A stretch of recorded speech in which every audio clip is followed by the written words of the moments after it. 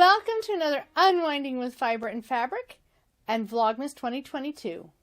As you can see, it is December 17th and I have a new bobbin in the wheel, ready at the wheel because there's only 8 more spins left. So let's just go ahead and dive in and grab fiber. And,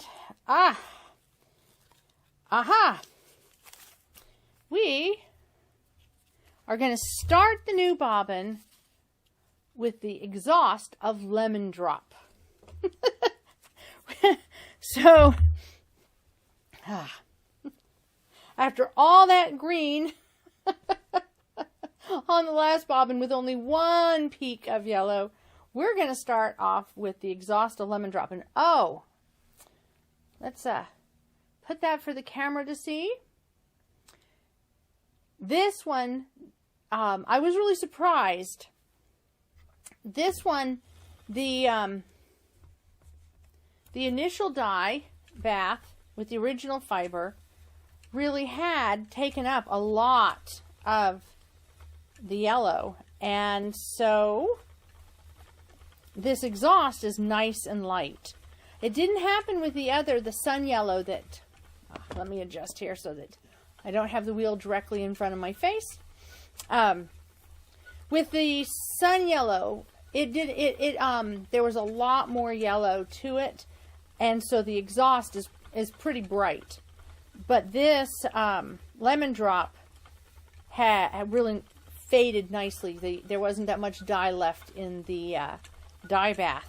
So it is a nice light color to go along with some of the darks that we had in the last 2 bobbins.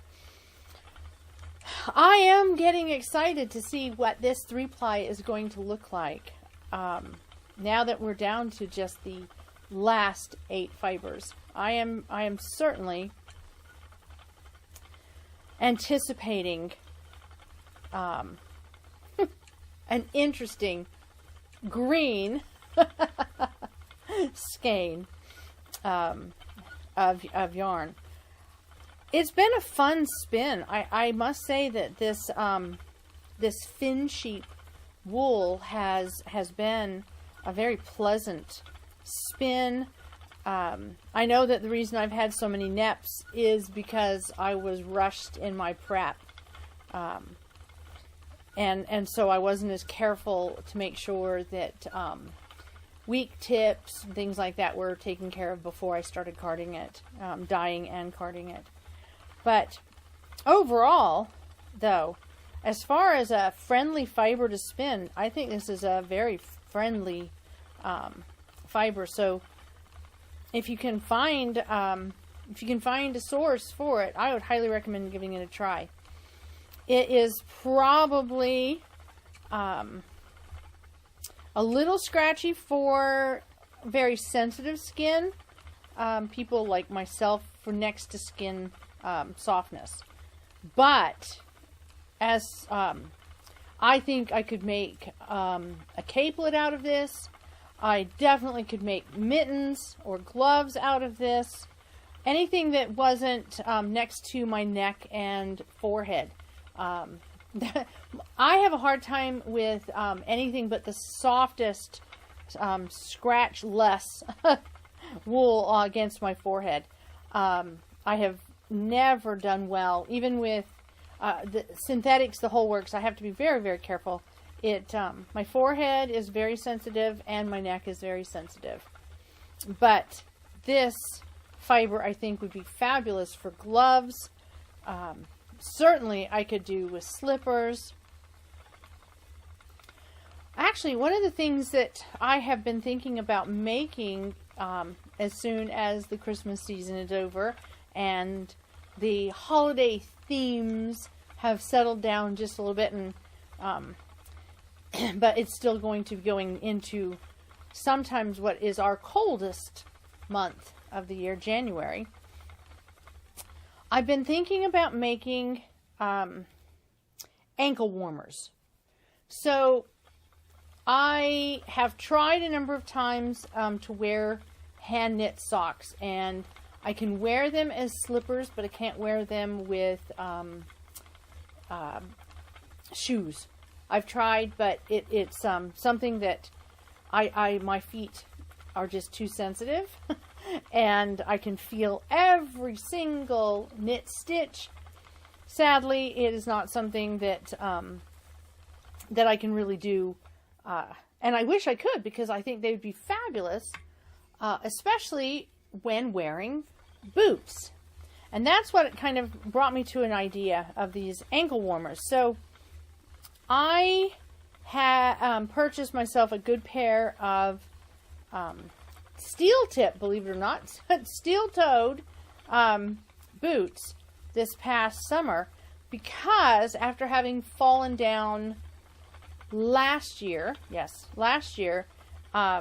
and hurt my elbow, I think it was in 2021 as opposed to an early of 2022.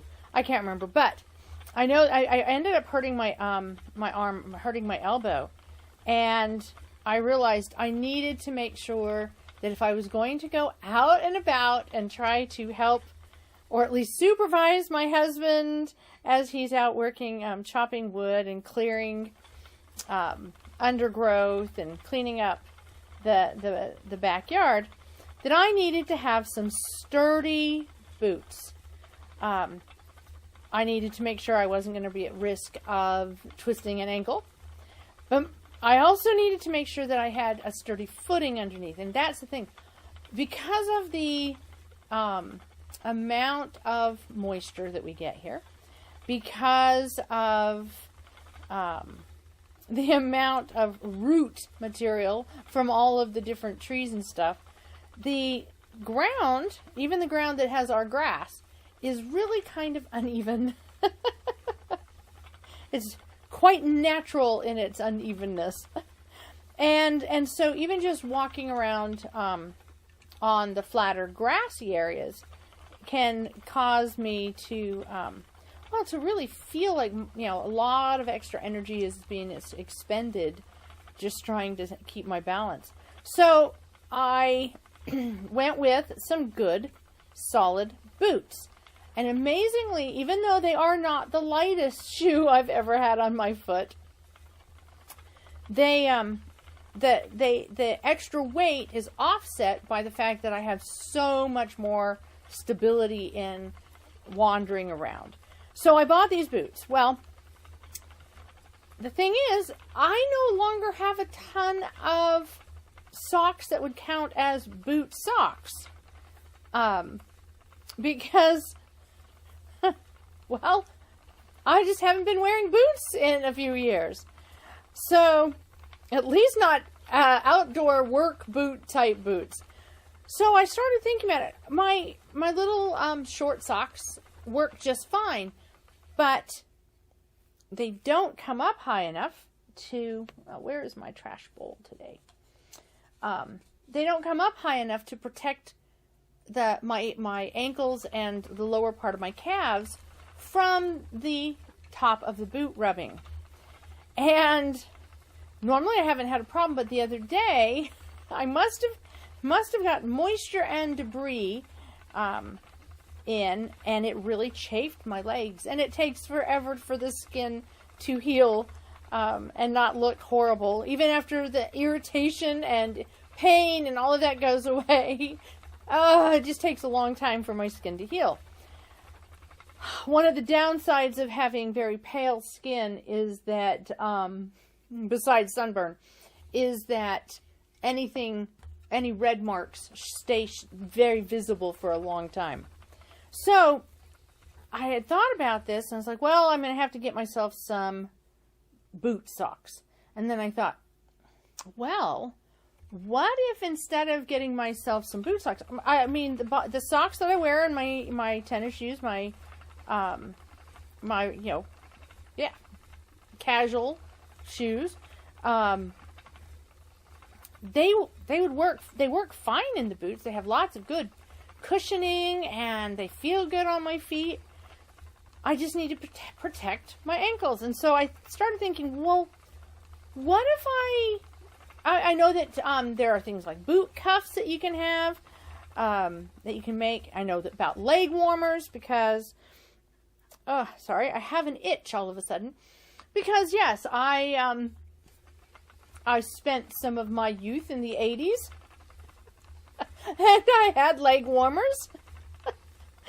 Not for exercising in, but to keep my legs warm. And I thought, well, instead of having leg warmers the old style that would go from ankle all the way up to knees, or maybe even higher, what if I made myself some, in essence, footless socks? So that they would come down to where my other socks ended, but then would come up my leg to protect my calf. Because it really is my lower calf, more so than my ankle, that gets chafed. And I thought, this actually might be the solution. So, I am thinking that after Vlogmas is wrapped up, maybe what I should do is knit myself some good footless socks. So we have fingerless mitts, and I'm going to have toeless socks. Because I could probably deal with the sock on my heel, although I think even that I feel the stitches. But yeah, just to have little ankle warmers. So I'm thinking, oh my goodness, yes, gauntlets for my feet. So I'm thinking about doing that. And maybe this fiber would be a good fiber to use. I don't know. We'll see. I'm sure I'll have a video sometime in January posting what I have, how this is plied up, and what I'm doing with it. Now, before anyone questions, yes, I might be able to do all right with knitted socks if I knit them at a very, very small gauge. The problem is I can't knit at that tiny of stitches and gauge anymore. It's not comfortable for me. So, the best I can do for any real length of time is working with a fingering weight yarn. And usually US size 2 or 3 needle, I think, is what I use. I can't remember. I've got a number of sets of needles that are only in millimeter rather than US sizes, and I have written on the packaging their approximate US size, but I just know, oh, these are my sock needles, so I don't really think much otherwise about them. Yes, I am a very technical knitter. What needles look comfortable and look like they would work for this gauge of yarn? Yes, that's about my speed of knitting. Thus, the reason I like the capelet so much. It is not something that, it's just like whatever your yarn is, pick a needle that is, that works. This nap is following me everywhere. Pick a needle that knits a loose, drapey fabric with it. I am almost done with this fluff. So that's what I think I will be, I might be doing with this, because I don't think there is enough of this per se to knit another capelet. I really like knitting the capelets. The one that I'm working on, it's so nice at the end of a day when I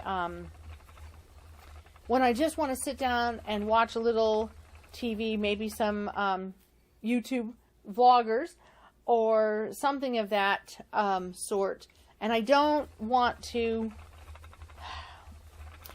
mess anything up because I know I'm going to be unable to focus a huge amount of attention either on what I'm watching or what I'm knitting. But I like to have my hands busy. And it is nice to have a knitting project at the same time as having a hand quilting project, because they use slightly different muscles.